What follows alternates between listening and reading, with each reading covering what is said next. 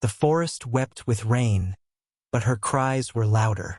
A mother wolf stood trembling at the river's edge, her frail cub slipping away with each beat of her broken heart.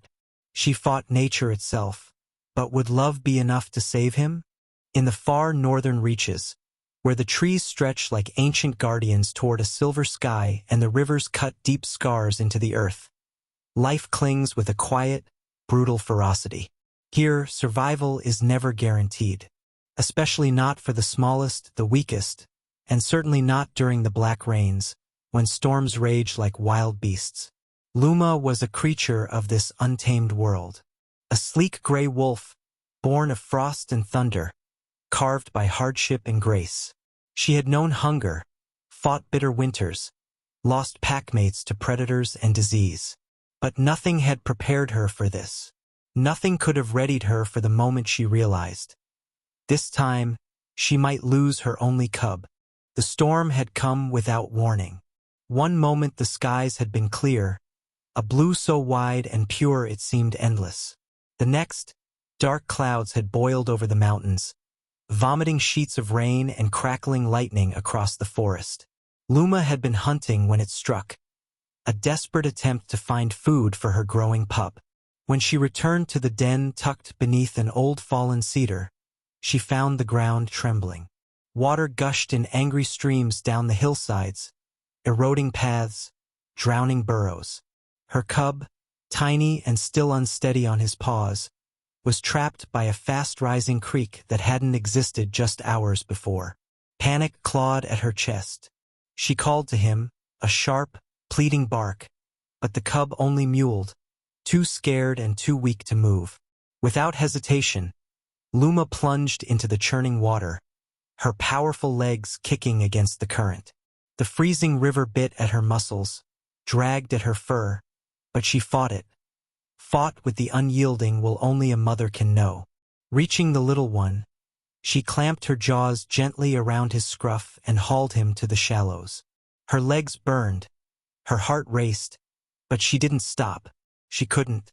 Not when he whimpered so pitifully against her chest. Dragging herself and the cub up the bank, Luma stumbled onto the sodden earth. Her paws sank into the mud. Her sides heaved. The cub, her little one, shivered violently, making small, desperate noises. She needed to get them to safety, needed to find higher ground. But where? Everything she had known, the trails, the safe dens, the familiar markers, were now swallowed under a brown, seething sea. Rain lashed her face. Thunder cracked the sky in two. Somewhere far off, a tree snapped and fell with a shuddering boom. Still she pressed on. One paw after another, every step a monumental effort, carrying her cub nestled against her chest. But the forest was no longer the world she knew. It was a labyrinth of ruin and threat.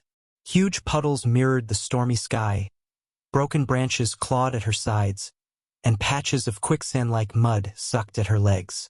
Worse, predators moved through the chaos. Eyes gleamed from behind fallen trunks, hungry, ruthless.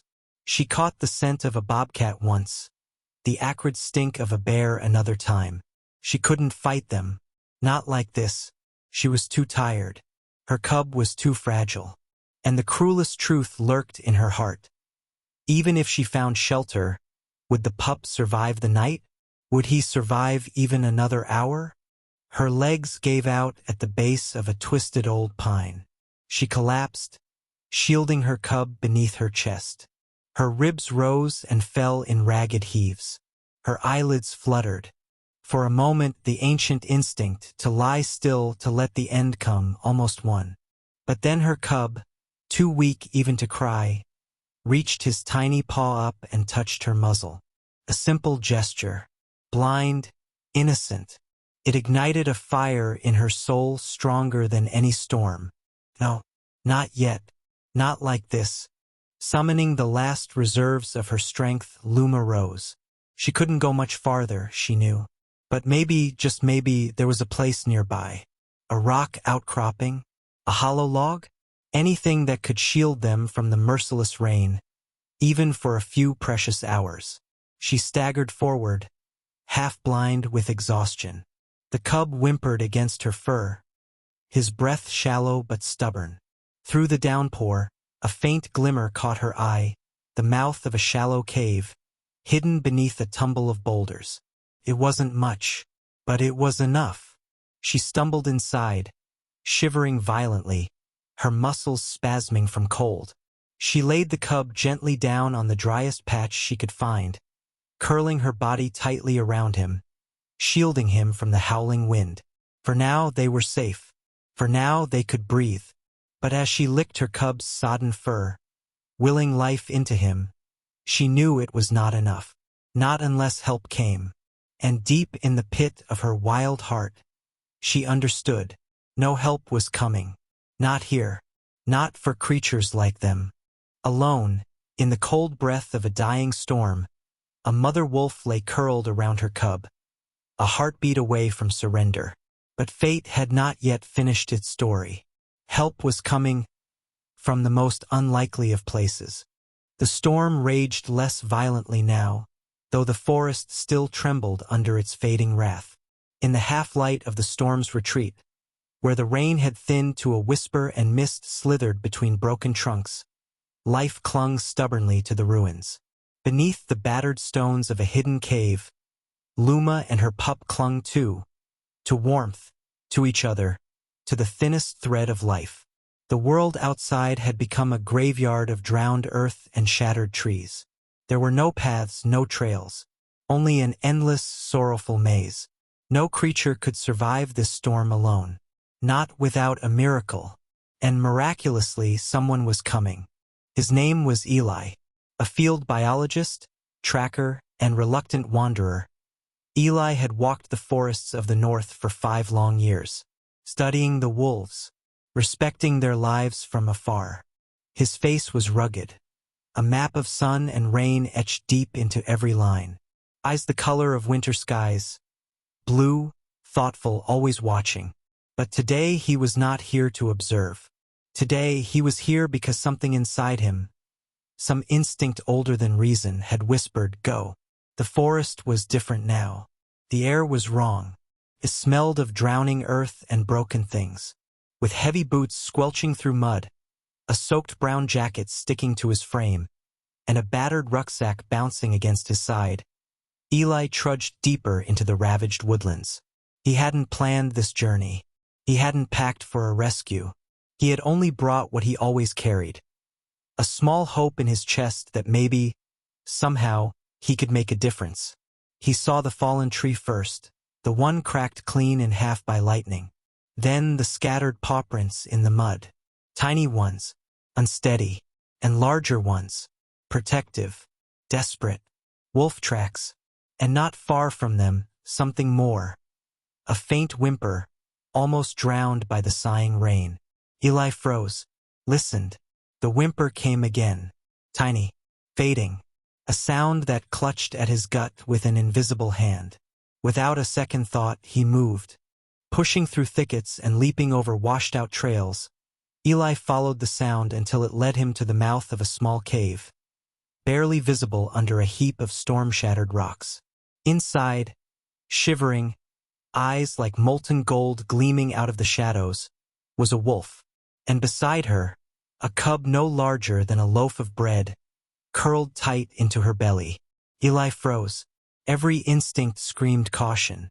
A cornered wolf, especially a mother, could be more dangerous than anything else in the forest.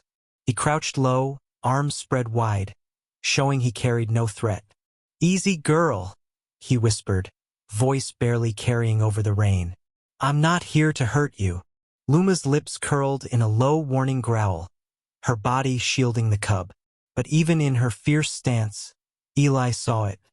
The trembling, the desperation, the silent plea buried deep beneath the instinct to fight. This was not a queen defending her throne. This was a mother begging the world not to take her child. Slowly, Eli unshouldered his pack and pulled out a wool blanket, old, threadbare, but dry.